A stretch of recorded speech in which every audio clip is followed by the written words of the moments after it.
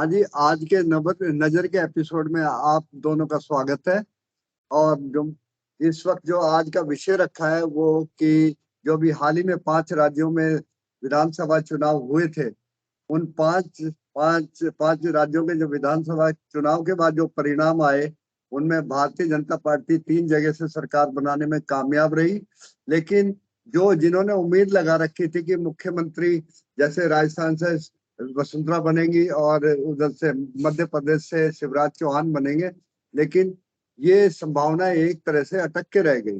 तो इन 5 राज्यों में चुनाव के बाद जो भाजपा की रणनीति रही है, उसका अहिरवाल की राजनीति पे क्या प्रभाव पड़ेगा?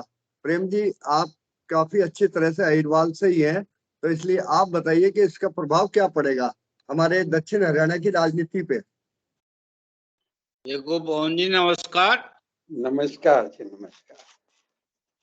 देखो पवन जी, अहिरवाल की राजनीति अपने आप में ही अलग है। उसका राजस्थान की राजनीति से तो कोई फर्क पड़ता है, मध्य प्रदेश और छत्तीसगढ़ की राजनीति का अहिरवाल की राजनीति पे कोई फर्क नहीं पड़ता है।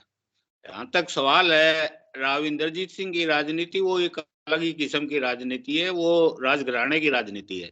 जब तक रामपुरा हाउस के प्रति लोगों की श्रद्धा रहेगी और इनकी राजनीति में ईमानदारी बनी रहेगी, तब तक ये राजनीति चलती रहेगी। इसके किसी भी राज्य के, बल्कि यहाँ तक मैं कह सकता हूँ दिल्ली और हरियाणा की राजनीति से भी इसकी राजनीति में कोई फर्क नहीं पड़ता। नहीं, जैसा प्रभाव की बात करते हैं तो राजस्थान में वसुंधरा का काफी अच्छा प्रभाव रहा, शिवराज चौहान का मध्य प्रदेश में काफी अच्छा प्रभाव रहा।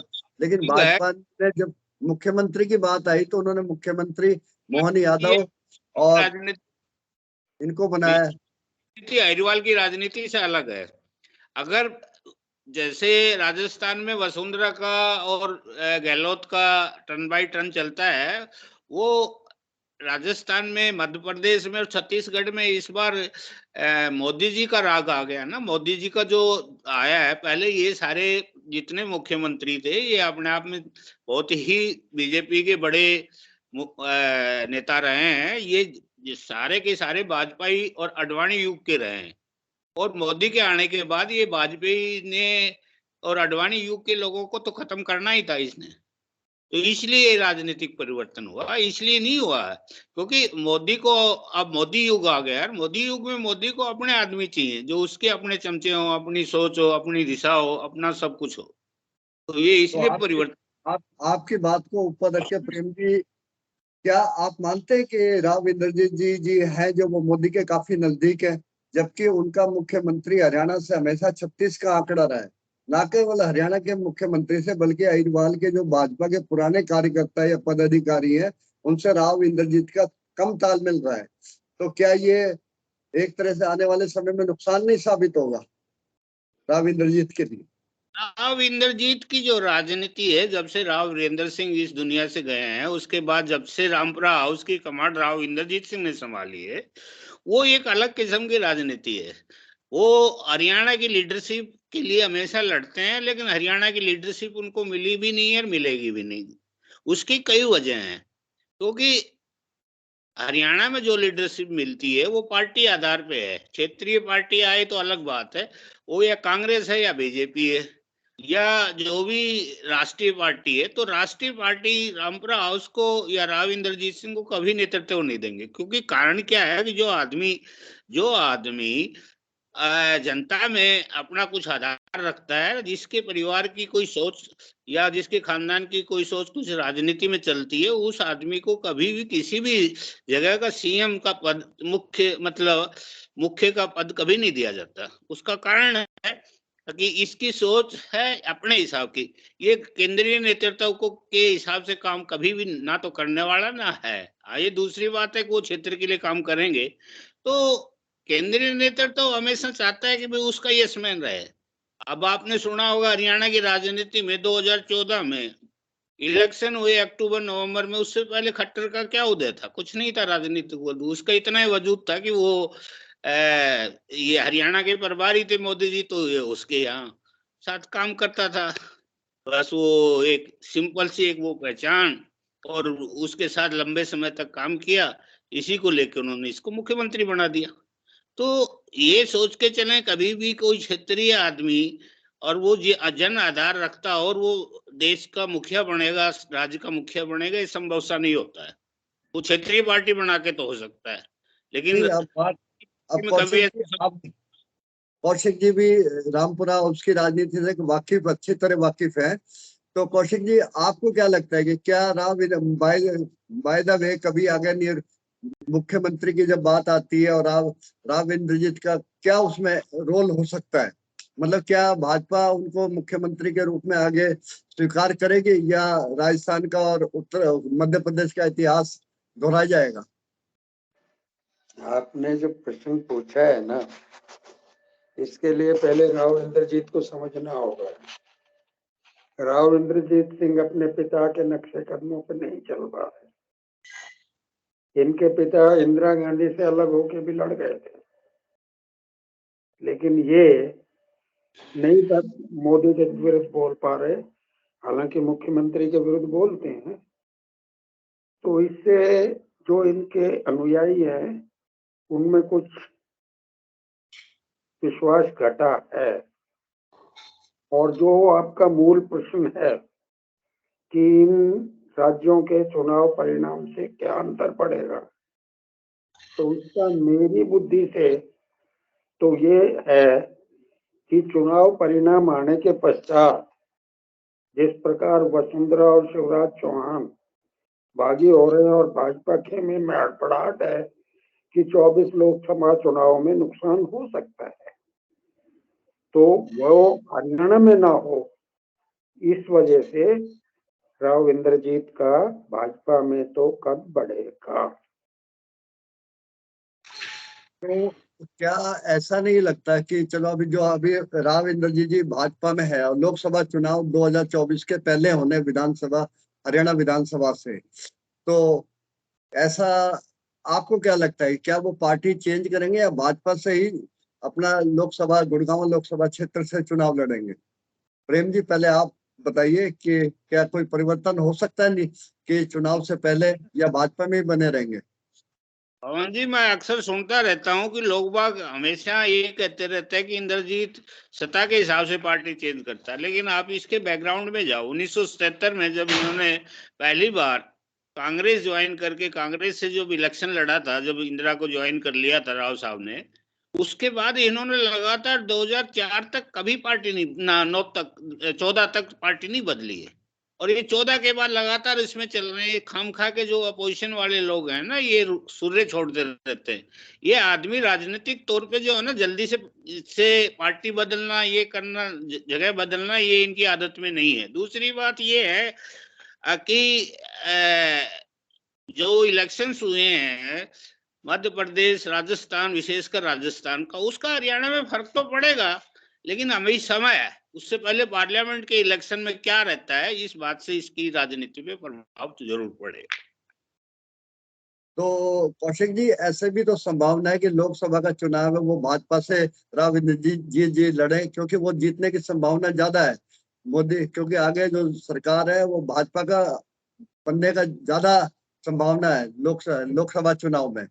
तो इसीलिए हो सकता है कि राव इंद्रजीत जी भाजपा की टिकट पे लोकसभा का तो चुनाव लड़े, लेकिन हो सकता है कि आरती से कहे कि वो आजाद है, वो किसी भी पार्टी से चुनाव लड़ सकती है या निर्दलीय उम्मीदवार के रूप में चुनाव लड़ सकती है। हो सकता है विधानसभा के जब चुनाव हो तो आरती निर्दलीय उम्मीदवार के रूप में उतर सकती है। तो इस बारे में आप क्या कहना चाहेंगे, ऐसी संभावना हो सकती है? संभावनाएं तो बहुत कुछ हो सकती हैं भाई साहब।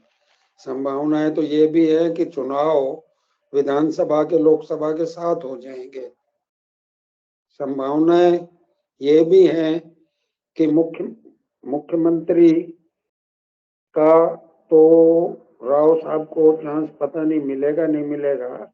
तो राव साहब अब क्षेत्रीय राजनीति में अर्थात हरियाणा की राजनीति में अंतिम समय में पदार्पण करें और राष्ट्रीय राजनीति में अपनी पुत्री आरती राव को चुनाव लड़ा दें।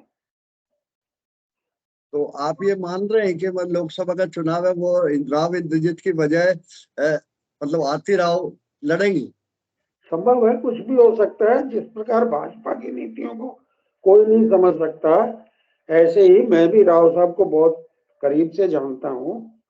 जिस समय 2014 में इन्होंने ज्वाइन की थी, उस लम्हे पे मैं इनके साथ ही था।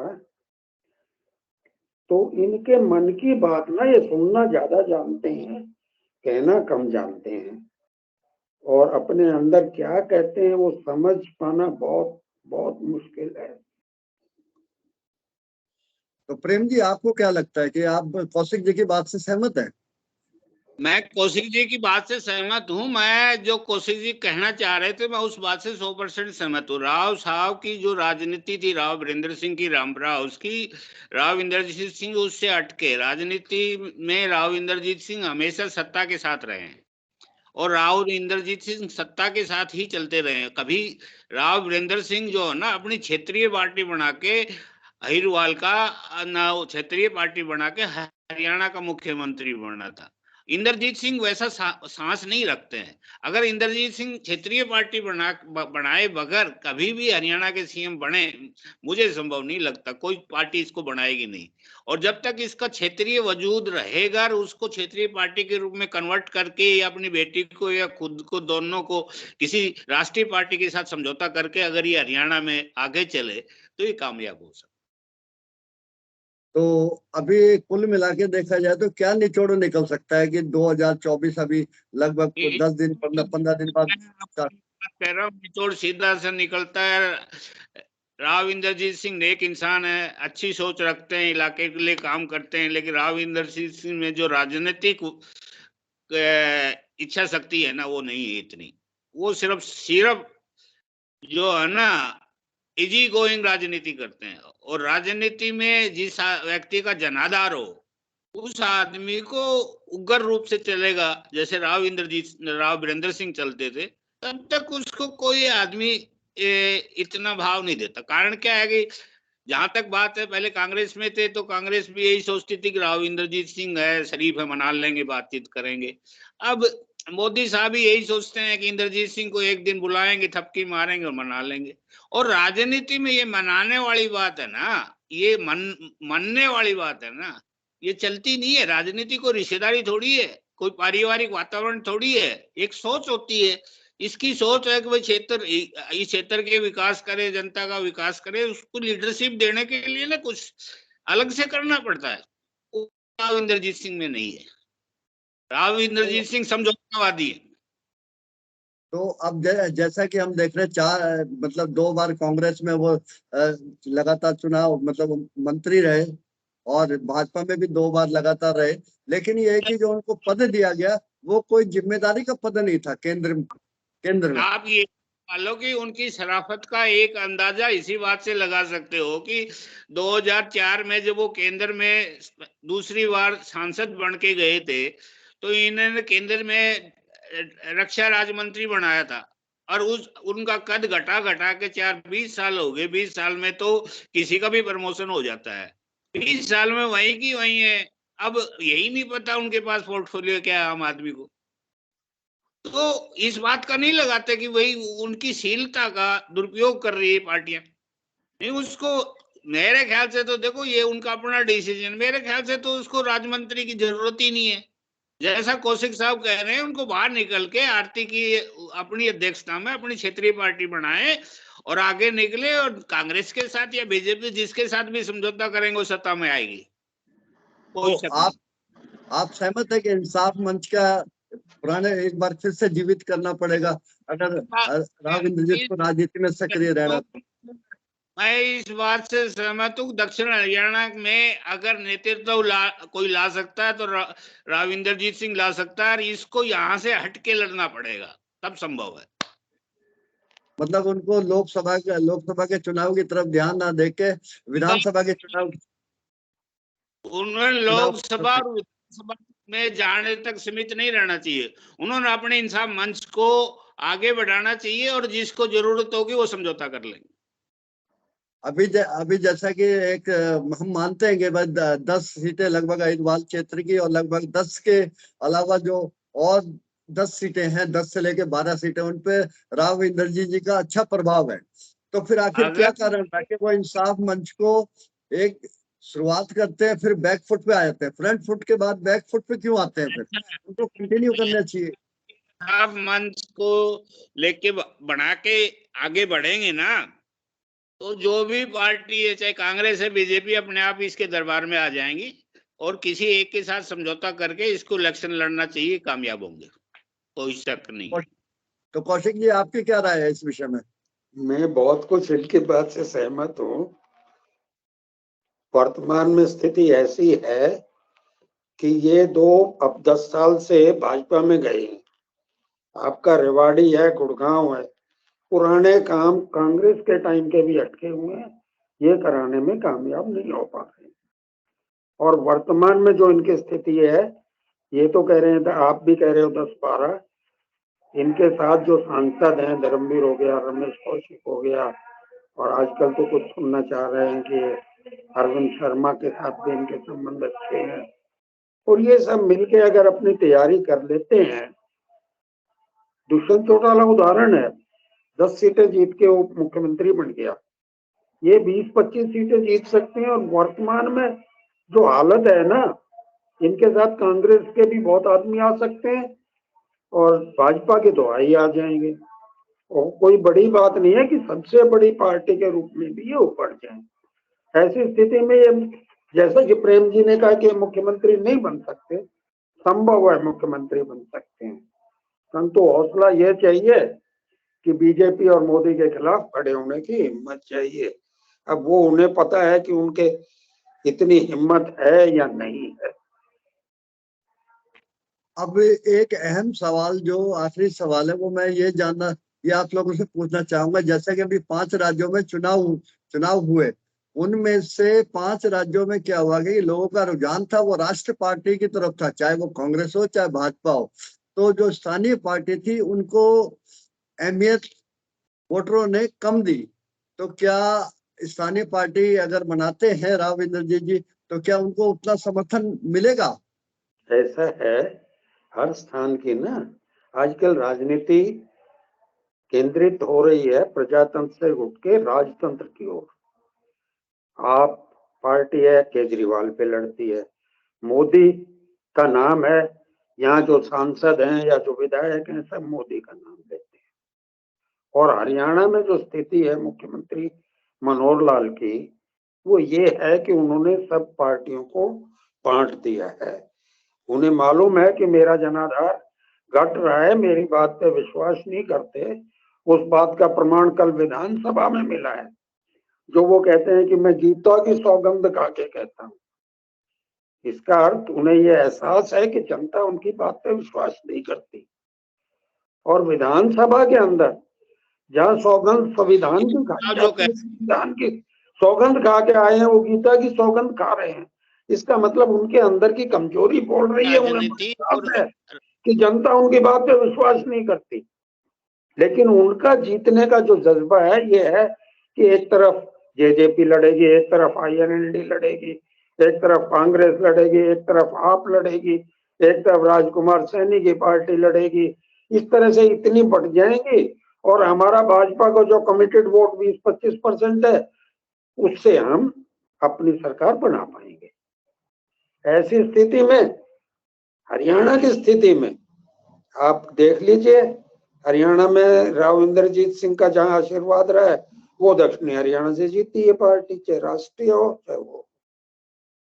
तो कुल मिला के देखा जाए तो क्या होगी भविष्य की राजनीति? अहिरवाल के दिग्गज की राजनीति, राव इंद्रजीत की राजनीति क्या होगी? राव इंद्रजीत की राजनीति तो एक दफा उनसे 15 मिनट बात करके ही अनुमान लगाया जा सकता है सर, बहुत गहरे आदमी है। प्रेम जी कुछ बोलना चाह रहे हैं? मैं ये कह रहा हूँ कि आप कह रहे थे ना कि 5 राज्यों की में जो क्षेत्रीय पार्टी डेवलप नहीं हो रही, उससे और हमारा कल्चर अलग है। हम एक तरह से देश में ही अलग, हरियाणा वाले अलग हैं, राजस्थान वाले अलग हैं, यहाँ यूपी की जो राजनीति है वो अलग है, राजस्थान, मध्य प्रदेश, छत्तीसगढ़ की राजनीति अलग है। वहाँ क्षेत्रीय पार्टियों का वजूद नहीं है, ना वो लोग क्षेत्रीय पार्टियों की तरफ सोचते हैं। हमारे यहाँ तो हर 10, 5, 6, 7 कॉन्स्टिट्यूंसीज के बाद क्षेत्रीय पार्टियां हैं। उसकी वजह क्या है कि दक्षिण हरियाणा में अहिरवाल है ये, या दक्षिण हरियाणा ये एक अलग है, जाट बेल्ट है, ये जाट बेल्ट भी दो जगह बटी हुई है, अलग है।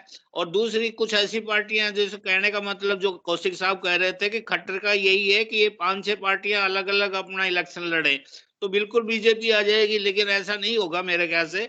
अगर ये हरियाणा में अपनी पार्टी बना लेता है राव इंद्रजीत सिंह, और ये किसी भी पार्टी के साथ मेल करके ये 2-3 पार्टियां अगर इलेक्शन लड़ती हैं, तो वो पार्टी का आना निश्चित है और ये सीएम भी बन सकता है। प्रेम जी, मैं बोलना चाहूंगा, मैंने ये नहीं कहा कि वो निश्चित जीत जाएंगे, मैंने कहा कि उनकी सोच ऐसी है। बाकी मेरी व्यक्तिगत सोच ये है, एक मिनट, मेरी आपकी व्यक्तिगत सोच से सोच ये है, सुन लीजिए ना प्लीज, कि ये है कि इस दफा खट्टर ऐसा सोच रहा है, ऐसा सोच रहे हैं कि विभाजन करके जो है ना अपना अपने वोट बैंक से।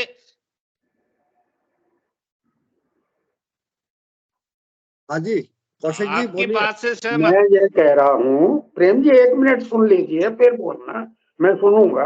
हाँ हाँ, मैंने ये कहा है कि मुख्यमंत्री खट्टर की सोच ये है, मेरी सोच क्या है कि इस दफा कांग्रेस, बीजेपी, जेजेपी, आप, इनसे ज्यादा जो विपक्ष का सामना करना पड़ेगा ना मुख्यमंत्री मनोहर लाल को, वो भाजपा से ही करना पड़ेगा। भाजपा में एक बहुत बड़ा विपक्ष तैयार हो चुका है और उसका सामना मुख्यमंत्री को करना बहुत मुश्किल होगा।